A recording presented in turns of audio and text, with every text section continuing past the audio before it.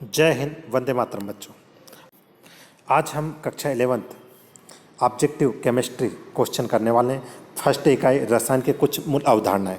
हमारा पहला ही ऑब्जेक्टिव आधुनिक रसायन के जन्मदाता या पितामह किसे कहते हैं, तो हम कहेंगे लेवोजियर को। परमाणु का नाम किसने प्रदान किया, तो हम कहेंगे जॉन डाल्टन।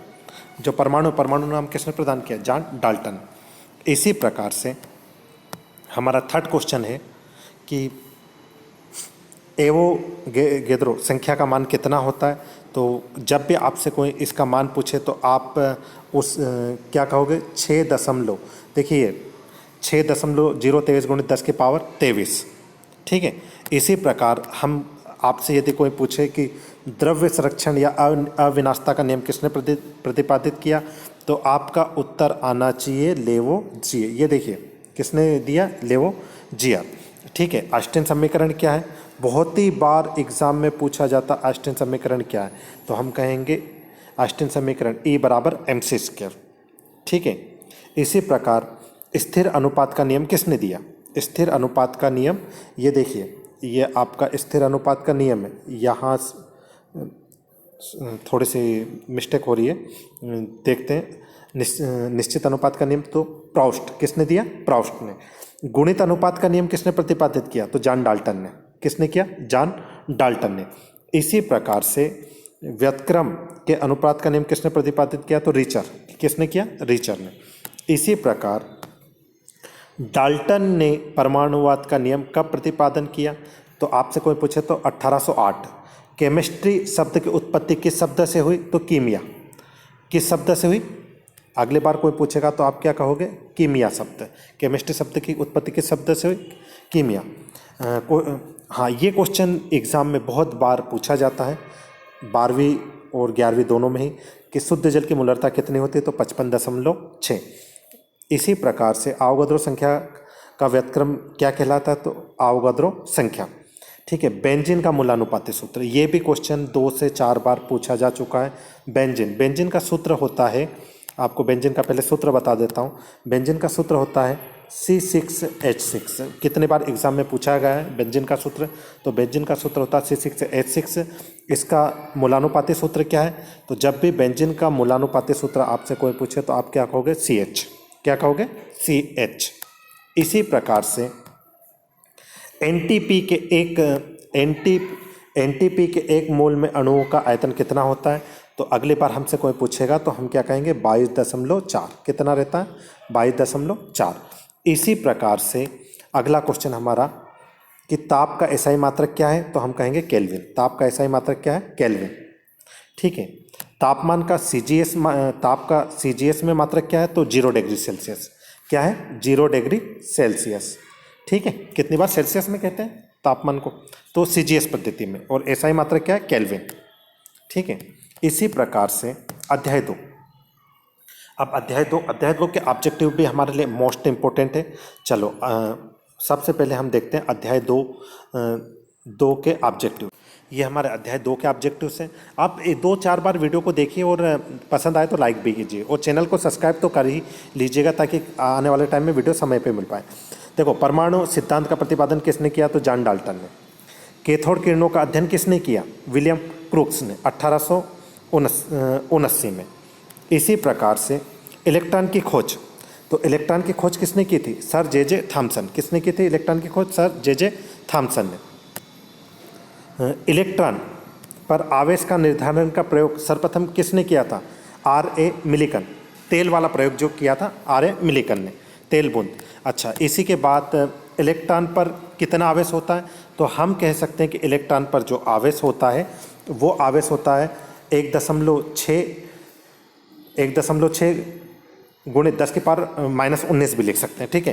प्रोटॉन की खोज किसने की थी, E. गोल्डस्टीन। किसने की थी, इसके लिए एक शॉर्ट ट्रिक्स है, ईट पर नाचो। ई से इलेक्ट्रॉन की खोज करता जे थॉमसन, प्रोटॉन की खोज करता E. गोल्डस्टीन या रदरफोर्ड, दोनों बोल सकते हैं, और न्यूटन की खोज करता चैडविक। तो ये भी याद रखिएगा। इसी प्रकार से एनोड किरणों को किस नाम से जाना जाता है, तो एनोड किरणों को केनाल किरणों के नाम से।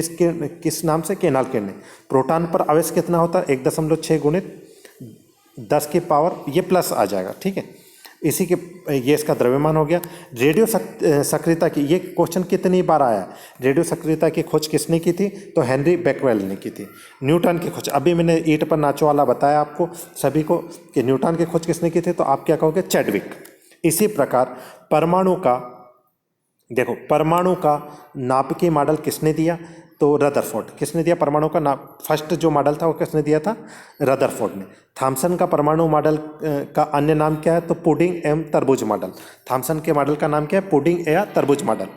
बोर ने परमाणु मॉडल कब दिया था, तो 1913 में।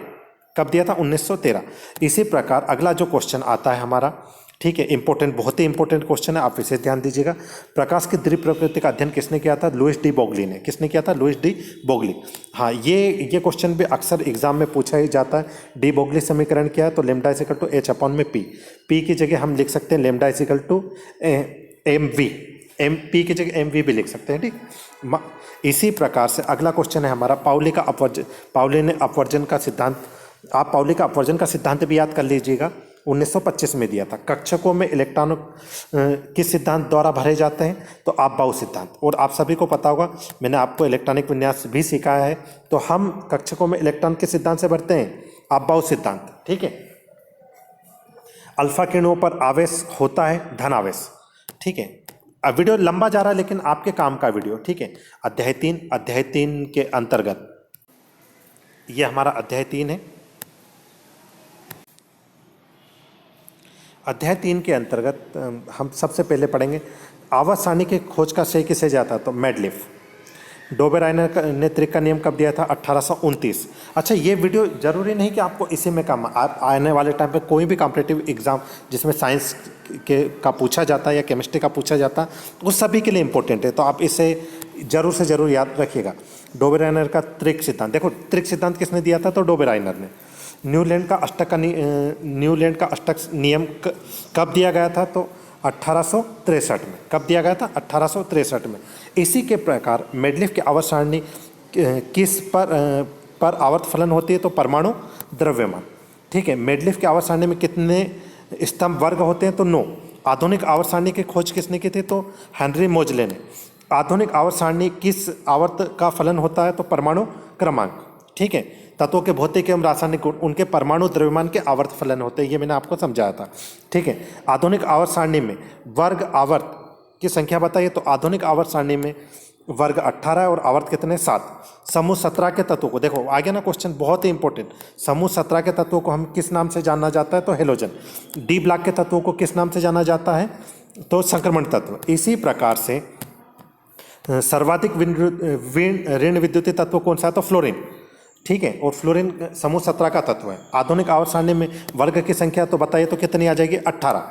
जर्मेनियम का दूसरा नाम क्या है, तो एका सिलिकॉन। अक्रिय गैसों की संयुक्तता कितनी होती है, तो 0। कितनी होती है अक्रिय गैसों की संयुक्तता, 0। इसी के बाद हमारा अध्याय 4, ये हमारा पहला भाग है। इसके बाद 5वें अध्याय से हम सेकंड भाग चालू कर देंगे, रासायनिक आबंधन एवं आणविक संरचना। रासायनिक आबंधन का सिद्धांत किसने दिया, कोलेस एंड लुईस, ठीक है। जल के अणु की आकृति किस सिद्धांत द्वारा समझाया जाता है, तो विस्पर थ्योरी, ठीक है, VSEPR।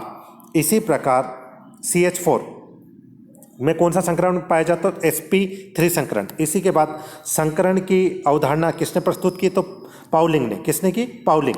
इसी के बाद हमारा अगला अध्याय 5, पदार्थ की पांचवी अवस्था की खोज कब की गई। पदार्थ की पांचवी अवस्था होती है बोस-आइंस्टीन कंडक्ट। क्या नाम है पदार्थ की पांचवी अवस्था, बोस-आइंस्टीन कंडक्ट, ठीक है। 1924। बायल का नियम क्या है, तो V समानुपाती 1/P। बायल का दूसरा नियम क्या है, P1 V1 is equal to P2 V2 is equal to नियतांक, ठीक है। चार्ल्स का नियम क्या है, तो V समानुपाती T।